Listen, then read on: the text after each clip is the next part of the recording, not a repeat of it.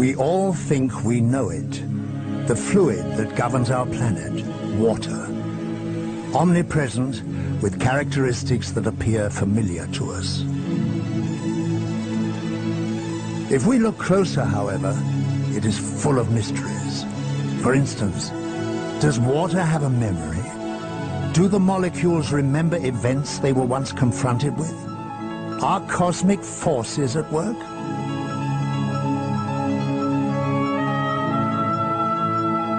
The quest for the true characteristics of water leads straight to science's front line, where fact and mystery mingle. There, where but a few steps separate misconceptions from discoveries that change the world.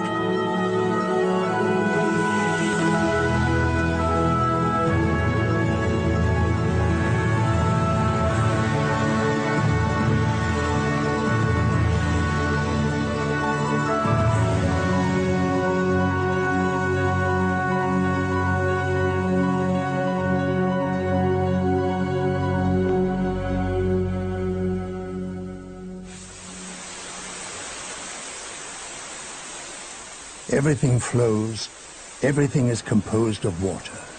The human body, plants, animals, the larger part of the earth is covered with water. No wonder then that metaphysics and science have always been interested in it. At some point in time, water was able to leave the mystical world behind and find its way into the scientific textbooks, with which everything seemed settled. Until suddenly, people turned up who recognized new and spectacular properties in water. Above all, its so-called memory, about which hundreds of stories are now told.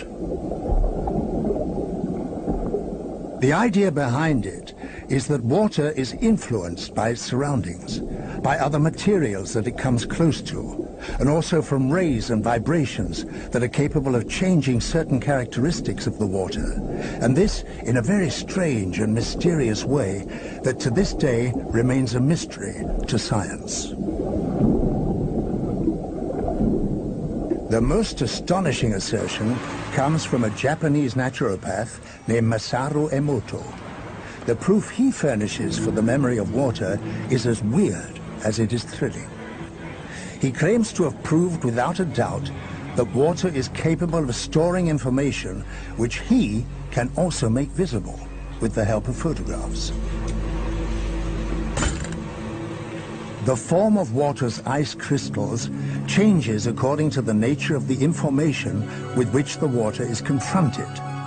Bad conditions and disharmony, says Emoto, can lead only to ugly crystals, such as those from Tokyo tap water or the murky depths of the Ganges River.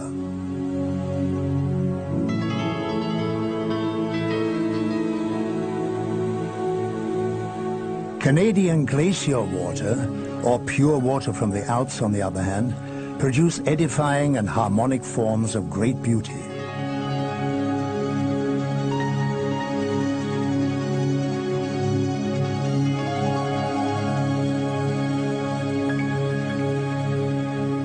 Masaru Emoto also plied water with music, initially solely classical, from Beethoven to Chopin.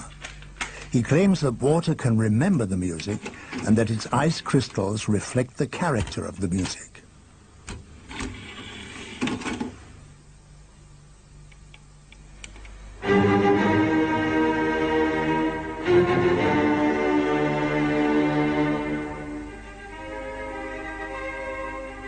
As one may well expect, Emoto found that Beethoven, Chopin and Bach prompted water to produce beautiful, evenly formed crystals, whereas modern music, most particularly heavy metal, brought forth nothing but amorphous, ugly shapes.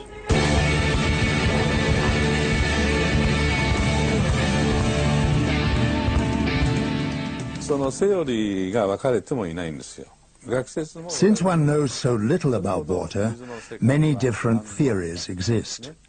We are still at the very beginning and are presenting all this to scientists around the world to discuss.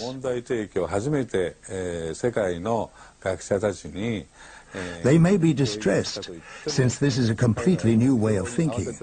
And once they've thought about it, they might still not know what to think, and if not, simply keep quiet. 自分はどうやって論評したらいいんだ。とりあえず黙っていようというところじゃないかな。12 years of research in the ice house, tens of thousands of crystal photos, the burden of proof seems immense. Water, Emoto states, is capable of remembering events, a claim that's enough to make any physicist's hair stand on end. For water has already presented us with a wealth of miracles, within the framework of the laws of physics too. Most substances stretch when they grow warm, and when they get colder they shrink. Not so with water, which is at its densest or heaviest at 4 degrees plus and not at 0 degrees centigrade.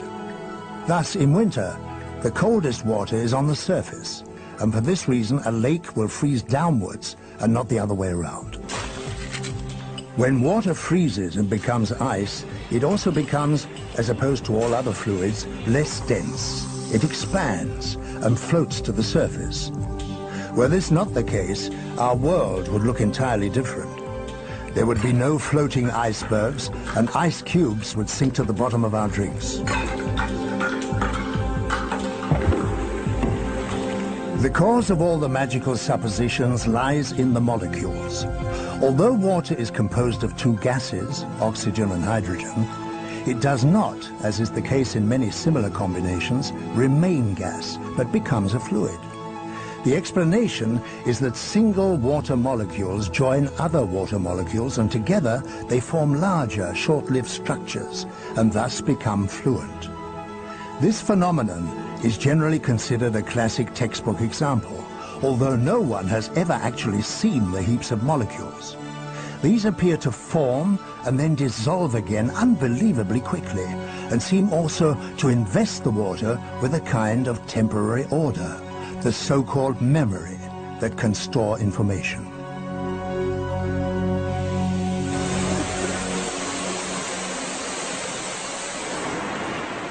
Water that stores information. A hypothesis with which one particularly and very seriously concerns oneself in Russia. Hidden away for decades behind the Iron Curtain of the Soviet Union, researchers were protected from the shifting fashions of science, and this had the advantage of allowing them to approach a host of subjects without inhibitions. Yuri Rachmanin is considered the top authority on water research in Russia. He is vice president of the Academy for Natural Sciences. For him, the prime obligation of a researcher is always keep your eyes and your ears wide open. Несомненно, к нам обращаются очень многие. Many people come to us who work with water and search for unusual qualities in it. Often their ideas are quite absurd, and so we refuse to entertain them. But some of their findings are corroborated by chemical and physical tests, however. And that means that we researchers must examine them, since for us, investigation is the first commandment.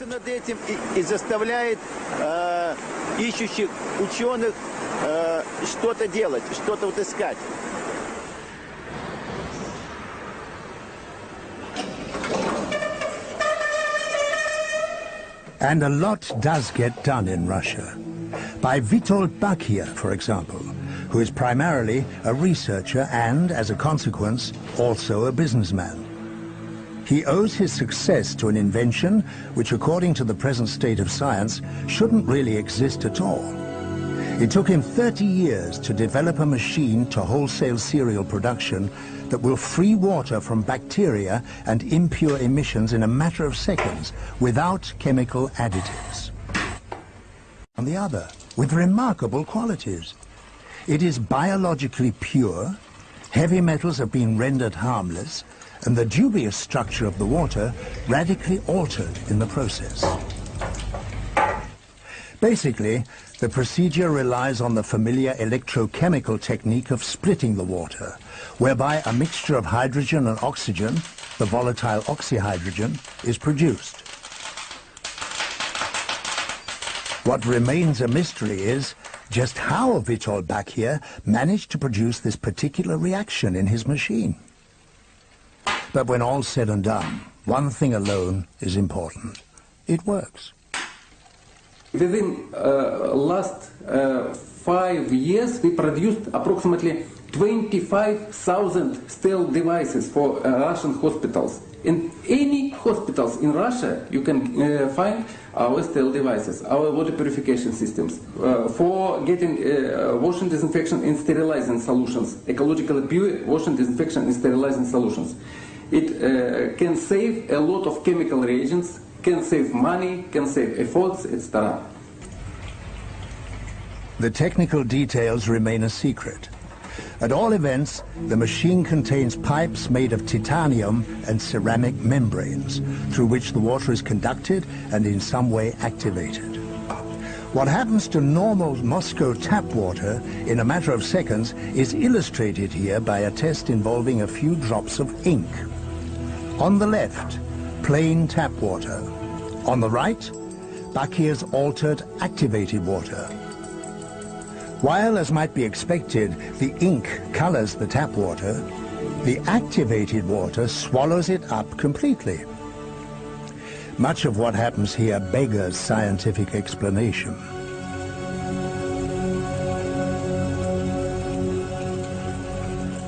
No, there are no people who says that this is cannot work because we cannot understand what is it exactly.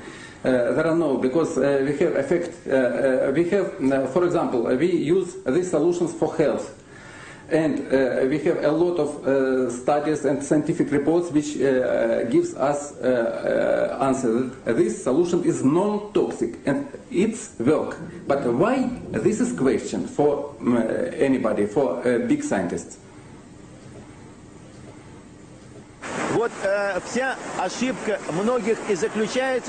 People who look on water simply as a solvent are mightily deluded. Water that falls from heaven as rain and washes the streets but does nothing else, that is simply not enough. Water is without doubt a source of energy and information. It yields hydrogen and oxygen. Here in Russia, several research projects are currently testing the possibilities of using water as a source of energy. They're even talking of constructing a water motor.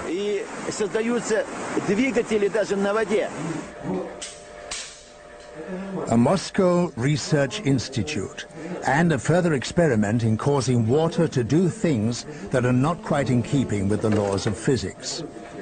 One is attempting to expose oil-polluted water to a beam of shortwave light and, with the help of the induced energy, separate the oil from the water in the proverbial twinkling of an eye. The method, as one will clearly see, is not quite ready for serial production. First the water, then add a couple of drops of old oil,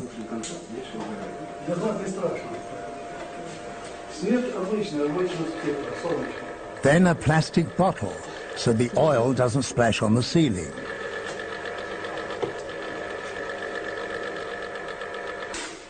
It does work, even if a little uncontrolled.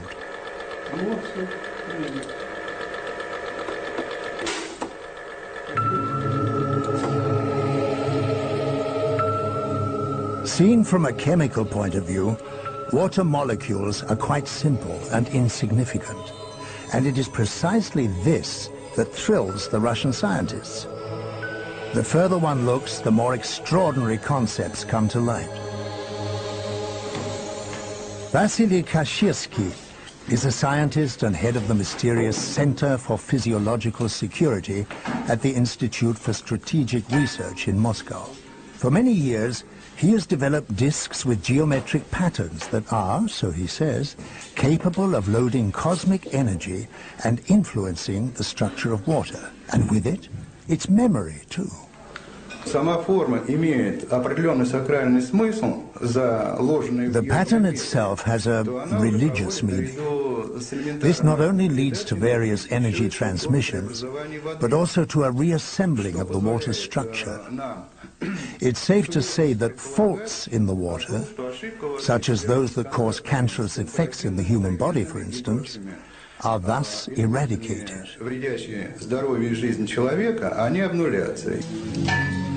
Most physicists would be astounded by this. Nevertheless, it is possible to measure this phenomenon. An electric charge takes place in the water, and it comes from the cosmos, says Kashiski. So, are we dealing with physics, or magic, or alchemy? The concepts of magic or alchemy are quite relative. On closer consideration, alchemy is also chemistry. I think the closer we get to water, the more we will find out about ourselves too. Whatever there is to it, the Russians have taken up the scent and hope one day to be able to broaden the laws of physics.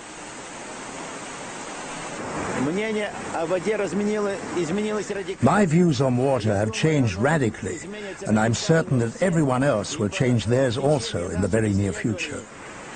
In the course of our research, it has become clear that we were quite simply unable to solve many of the mysteries involved, particularly those relating to the physical aspect of water.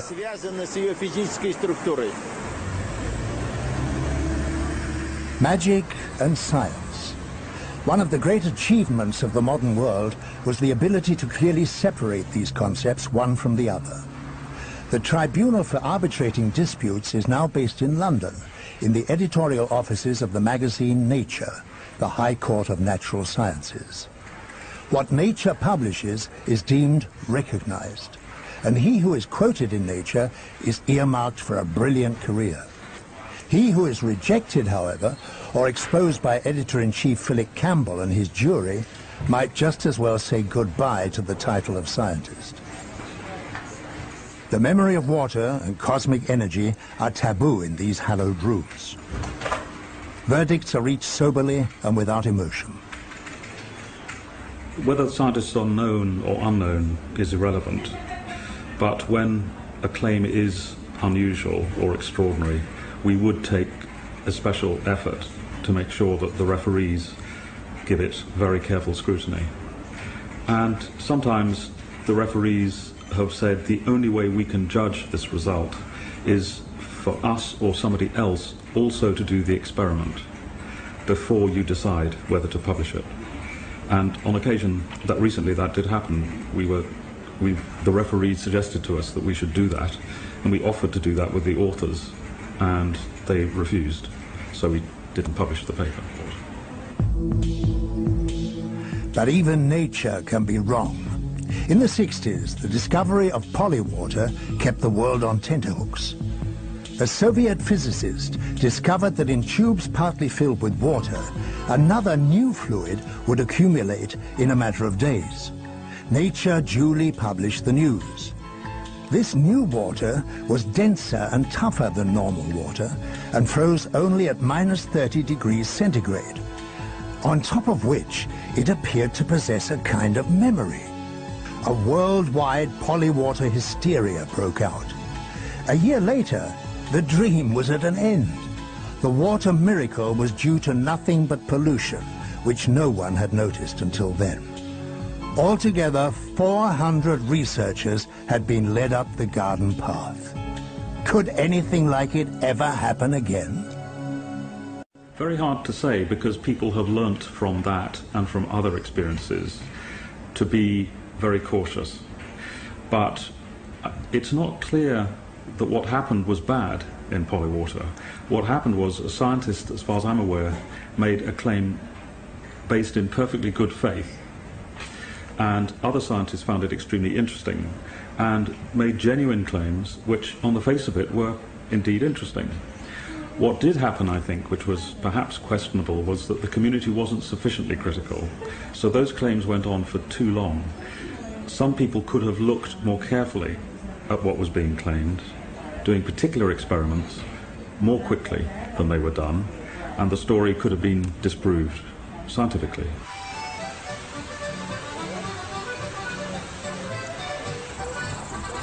However regulated by stringent laws the structure of natural sciences may be, it is very often single persons who upset the apple cart, as in the case of a 72-year-old Tyrolean who left school at an early age, but who nevertheless is responsible for an invention that defies the laws of physics and all those who question it. The man's name is Johann Grander, and his invention is the so-called revitalized water. Here we see him being decorated by the Republic of Austria for his services to science, and prior to this, much the same honor was bestowed on him by the Russian Academy of Natural Sciences. The reason for all these honors is Grander's much disputed invention, an appliance for the production of revitalized water that he successfully exports all over the world.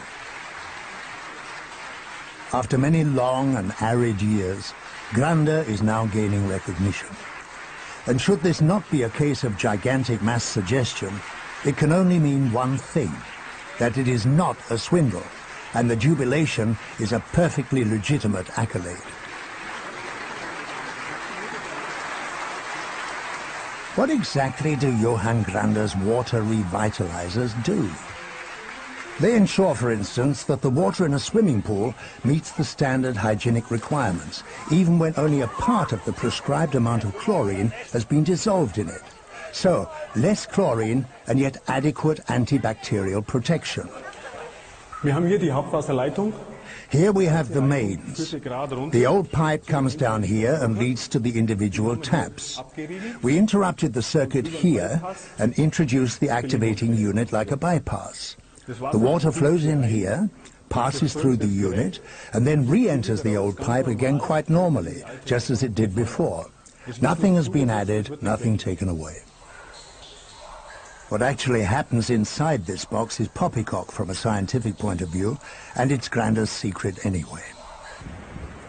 Der Magnet holt die Energie und gibt's weiter an. The magnet attracts the energy and passes it on to the water. I never studied, so I always watched things and was allowed to notice it. Da habe ich halt immer wieder beobachtet und so habe ich draufkommen dürfen.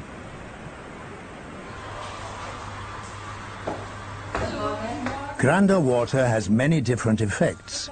Take, for instance, the Knoll Bakery in Bremen that delivers wholemeal products to 150 health food shops. According to the customers, the rolls made with Grander water stay fresh longer and are a good deal tastier too. Nobody feels they've had the wool pulled over their eyes by a dubious invention here. Am Anfang war ich skeptisch, weil man sieht nicht. I had my doubts to begin with. You can't see anything, you can't hear anything, and you can't smell anything. So all right, we tried it out, and right away we noticed that something had changed in the water, an improvement in various ways.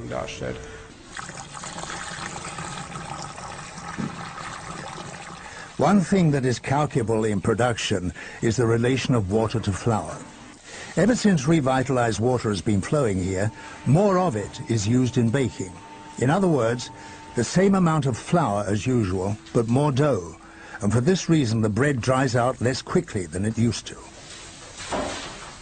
An additional advantage for the bakery is that since it hooked up the Grander appliance to its taps, it needs approximately a third less washing up liquid, quite apart from smaller but no less welcome side effects. Mir schmeckt der Kaffee besser. The coffee tastes better to me, and that's an important point for us bakers because we work mainly at night. It's not so bitter. Revitalized water is also used in the production of synthetic fibers, in factory cooling systems. The cooling must be constant, otherwise the quality suffers. Up till now, chemicals were necessary to fight slime, mold, algae, and calcium. Ever since a water revitalizer has been installed in the system, however, the cooling water has been free of algae and bacteria, and one can dispense with chemicals altogether.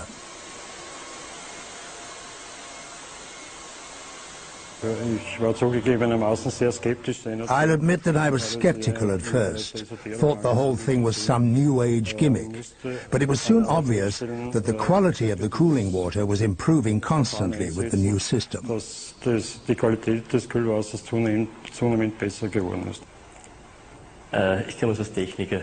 As a technician, I'm at a loss to explain it. Our readings showed good quality, to be sure, but for the moment, we can't explain why the water quality has become so consistent.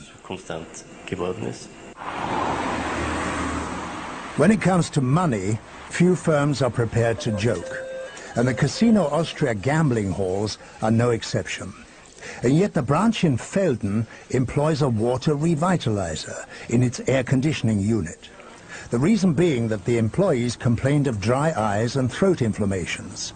Since the cooling system has been filtered through a revitalizer, one can dispense with chemicals and no one moans about bad air anymore. As expected, it pays off. We've saved money. Our calculations tell us that we'll have recouped the Granda outlay within 3 years.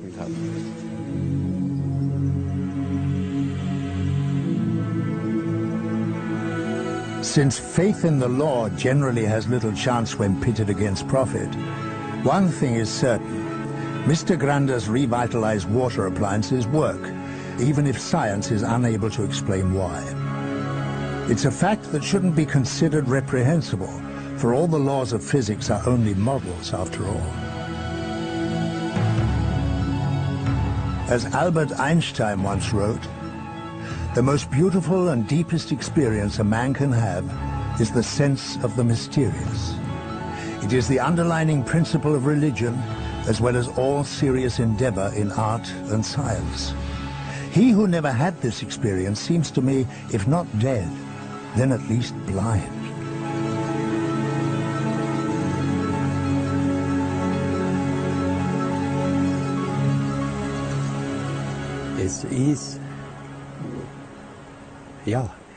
Water is intelligent. It's enormous, much more than the air. No one has ever researched that because it's like I say. Those who have no money, or not much, they try something out. And those who have a lot of money, the scientists, they research something, and it's much the same. You can only be a scientist if you act in a scientific manner. I think there are well-established ways of doing science. So even if you're questioning orthodox ideas, nevertheless you do have to do science in a way that other people can do, and that does stand up to tests of the standards of measurement. So, for example, if you make a measurement, you have to report the accuracy of that measurement. And a lot of reports that make outrageous claims that subsequently get discredited don't follow those rules. If you look carefully at the measurements, you find that they're making extraordinary claims for the accuracy of the measurements. So that's an indicator sometimes that there's something wrong. This man would never tolerate being accused of working unscientifically, and yet Vladimir Konstantinovich Kondratov, a doyen of Russian physicists, is the only man yet to have offered a daring explanation for the peculiar effects of Granda's water. He assumes that water possesses structures that can be altered. These structures are able to absorb the sun's energy and cosmic rays as well. When water is treated by Granda's technology, the structures get larger. They grow. And these chair-like structures also enlarge vertically. And because they enlarge, they are also able to load more energy from the sun and the cosmos. You understand, the bigger the packages, the more energy can be drawn from the sun and the cosmos and distributed to the environment.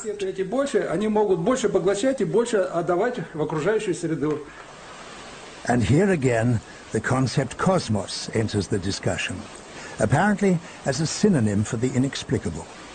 Can it be that divine providence has guided Johann Granda in hitting the bullseye and shaking the very roots of physics?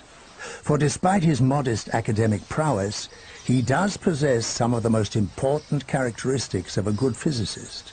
He was curious and playful his whole life long. The old man and his ideas represent the no man's land between science and pseudoscience, where so many fruitful thoughts lie buried, and at least as many illusions and wrong tracks as well. In Johann Granda's case, clues have been accumulating of late that revitalized water is more than just a creed. Indeed, there is also proof. It comes from a venerable institute in the Technical University of Graz in Austria.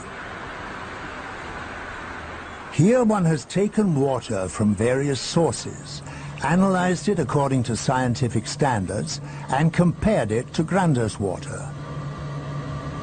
The results showed no differences, but for one single exception, and it is absolutely sensational. The revitalization process had apparently programmed the Granda water to reduce the surface tension by up to 17% compared to all the other waters tested, regardless of temperature. The head of the institute has no doubts about the physical and chemical explanations for this phenomenon. Since publishing the study, he has been swamped with inquiries and attacked by many colleagues to boot. Ich möchte mich nur auf dieser Ebene bewegen, dass ich sagen kann, das, was für mich messbar ist. I'd like to stick to my principle that I can believe something that is measurable. I would shun everything else emphatically. I am too much of a technologist to risk my neck. Von der Wasserchemie einfach zu wenig verstehe. Many of the revitalized water's effects remain a mystery, but one will be obliged to think again. Ich muss das Kind anders nennen, weil ich plötzlich ein Wasser habe. I'll have to rechristen the child because suddenly I've got one water that's called water and another that's also called water and only active in parentheses. We all know water as H2O and that's all. So it means we'll have to bring in a new concept. Einen anderen Begriff wahrscheinlich sogar einführen. Basically, the idea of water having a memory has been plaguing science for centuries. Above all, with the lessons of homeopathy, which is based on the assumption that water is capable of remembering certain active agents. Homeopathic medicines are so radically diluted that, taken statistically, no single dose can possibly contain a solitary active agent molecule. Nevertheless, the healing effect of the agent appears to be retained because the water remembers it. In Germany alone, some 4,000 doctors treat and heal with medicines that are produced on the strength of this memory effect, which, according to physics, shouldn't really exist. All current attempts to prove the phenomenon have ended in disaster. Scientifically, it is hard to understand, if not impossible to understand, with what we know at the moment, how something that is so dilute could possibly have any effect. And I've yet to see any suggestion that is credible and that has stood up to testing that it can work. So, in that sense, I'm very, very skeptical. Animals are regarded with less suspicion when it comes to pseudoscientific effects.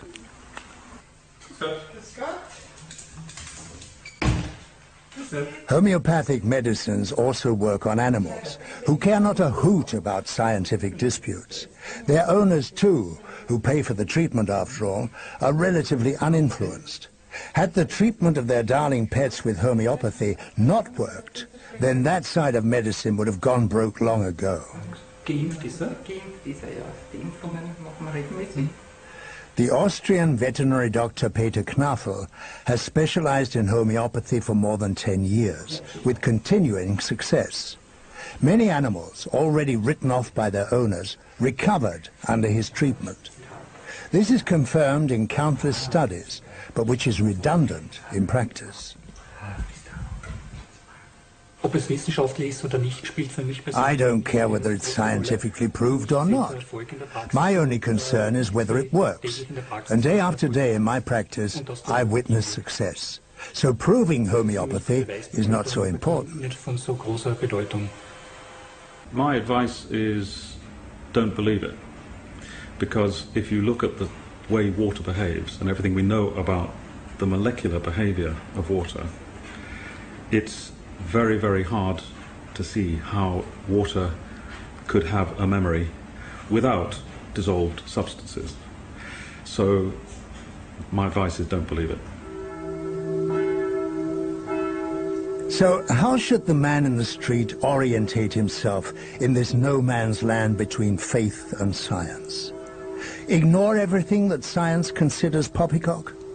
This would be very difficult for some. As here, for instance, in the tiny village of St. Marijn in the Alps, where the bells proclaim a physical mystery. Prior to its restoration, this 900-year-old church was plagued by rising damp, so damp that the sandstone walls gradually became mouldy. In fact, one could say that the walls positively soaked up the water. Today there is no longer any sign of this. Only a few years ago, Holy Mass was celebrated in 90% humidity. Now, it's as dry as a cardboard box factory.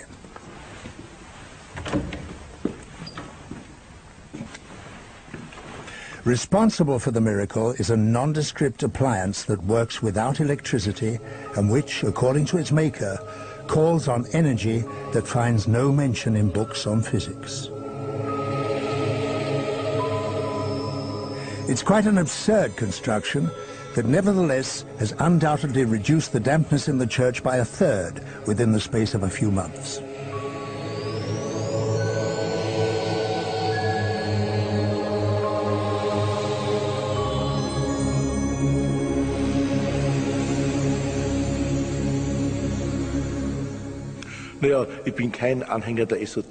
I'm no New Age enthusiast and no physics expert either, so I'm a layman in both subjects, I'm afraid. But at all events, it's already been proved that there is much that physics and orthodox medicine have not been able to prove, and that there are more things between heaven and earth than we can weigh and measure and so determine. So I'm convinced that no one has a monopoly in this matter, that there can be various ways to approach it. Dass es verschiedene Zugänge und Wege geben kann. Following the course of this startling invention quickly brings us to the venerable monastery at Klosterneuburg near Vienna. Here too, one had long done battle with dripping walls, most especially in one very old cellar that one wanted to convert to a vinothek. Today, the only damp thing in Klosterneuburg's vinothek is the wine. The walls are dry, and again, hanging well disguised from the ceiling, we find a mysterious device. It was much cheaper than all the other methods on offer, but was nonetheless viewed with mistrust for some time.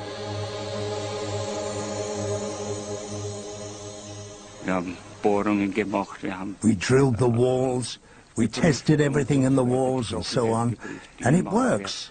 I'm quite convinced that it works. As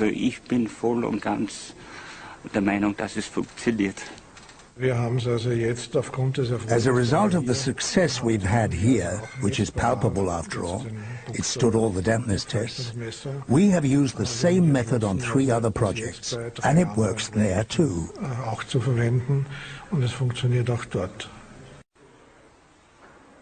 Apparently the device is able to manipulate the dampness so that it retreats into the earth.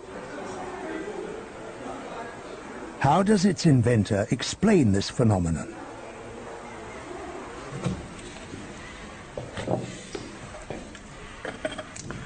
So, das ist dieser neuartige Generatortyp, der diesen Weinfass... So, that's the newfangled generator type that is built into a wine barrel and protected by it. Basically, the generator type is made up of a receiving antenna that receives the ground energy.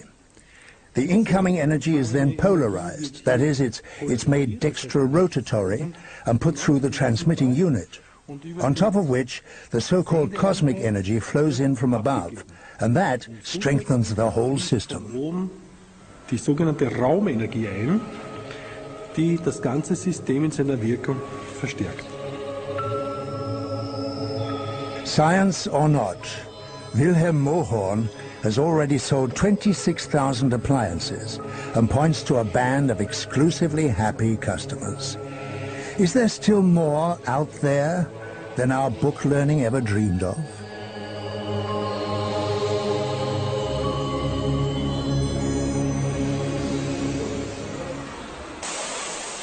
New miraculous effects make the participants euphoric and therefore blind when it comes to objections.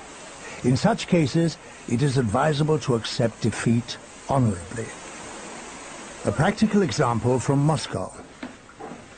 Johannes Koppensteiner, who makes international contacts for Johann Grande and his revitalized water, also loves to launch daring experiments.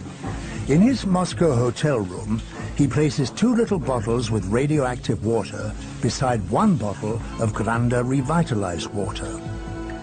Will the mere vicinity of the Grande water suffice to reduce the contamination overnight? Next day, his first call is at the university. Koppensteiner is full of optimism, and not without reason. A short while ago here in Moscow, scientists watched small amounts of radioactive polluted water being put through the mysterious Grande revitalizer, and it appeared that the rays had indeed been reduced. He's arrived, the Institute for Radiochemistry at the Moscow Lomonosov University.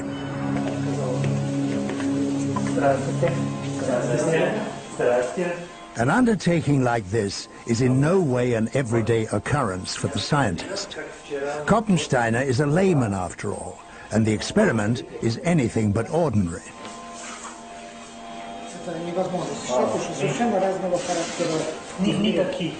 Yuri Sapochnikov, head of the Venerable Institute, has left himself plenty of time and instructed several of his young students to apply themselves to the problem. When I told him about the experiments that had been carried out in other institutes, he really said, no, this is not possible. But he told me, I've been doing, research work, with radiochemistry now for almost 40 years. I have never heard, that something could reduce radioactivity.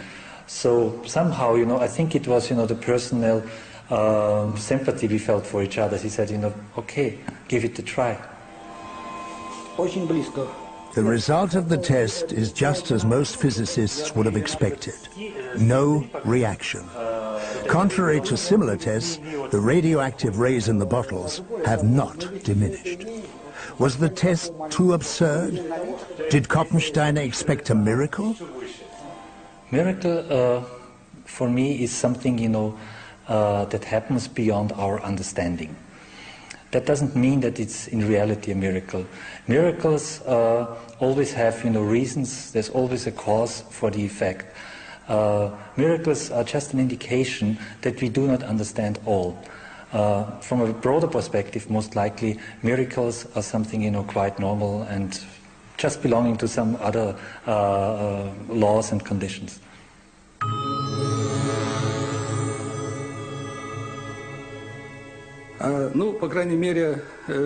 Some people will begin to think that our research borders on fraud, I'm afraid. But the time will soon come in which new parameters are introduced. Then everything will be in place, and scientists will be able to check our findings and also the relevant technology.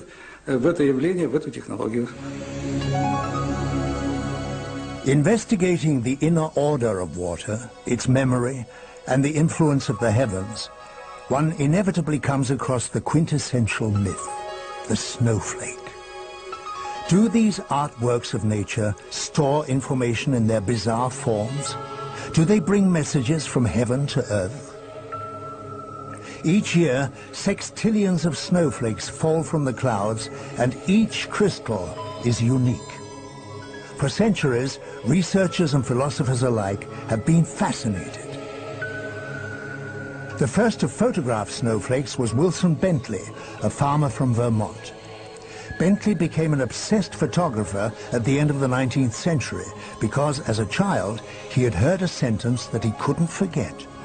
No one snowflake is like another. The Center for Snowflake Research is today in California, of all places, at the California Institute of Technology, where there's a physicist who searches for the order that governs the wondrous forms of snowflakes. Ken Librecht is currently the sole physicist able to produce snow crystals in a laboratory. All thought of cosmic energy is scoffed at in these rooms.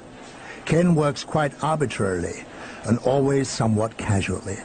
Oh gosh, it just sort of came up one day. We were talking about science and things in general, having a beer, and with some students, and it came up, and I was basically just interested enough to start researching it, just to learn about it, and then I got very interested in it. I found the physics was interesting, and a lot of it was unknown, and it looked like one could learn a thing or two by doing some experiments.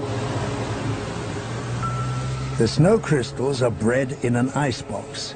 It soon became clear that they react to the tiniest differences in temperature and to particles of dust in the air too, and that they alter their shape accordingly. Librecht won't own to having noticed any memory or cosmic influences. Thus, the old question as to whether two flakes look alike answers itself in a profane way. Well, similar shape you can find, it's sort of true that no two snow crystals that are alike, at least the complex ones that fall out of the sky, they're a little like people. They have a lot of little nooks and crannies, and the shape they're in depends on the path they've chosen to fall through the sky. And no two crystals take exactly the same path, and so no two crystals are exactly alike. They're like people. So it's that simple. But what is the solution to the great puzzle?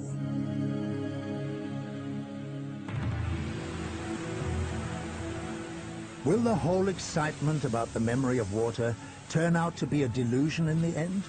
Or will the laws of physics have to be rewritten?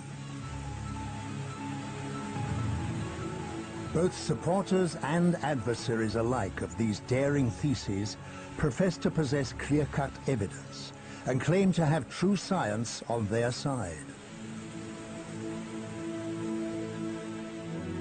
One might accuse these courageous discoverers and inventors throughout the world of boundless naivety, they who are not afraid to question nature's laws.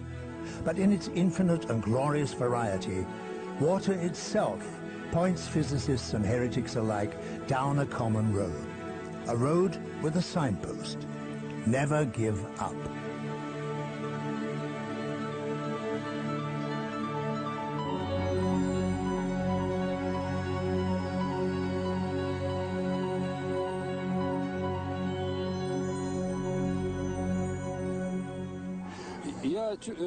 I'm quite sure that we're on the right track. When I started to work with Yuri, I sensed that it was right.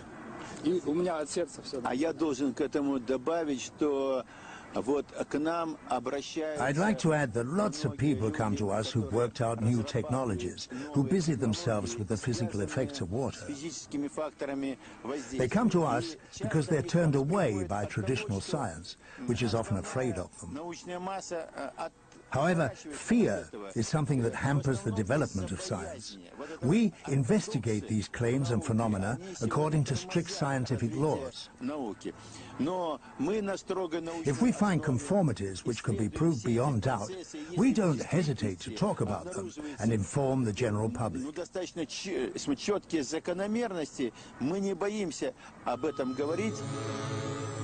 sometimes persistence does pay off. If you have a scientific instinct that tells you that people are ignoring something, I think it would be quite wrong for me to say they shouldn't pursue it.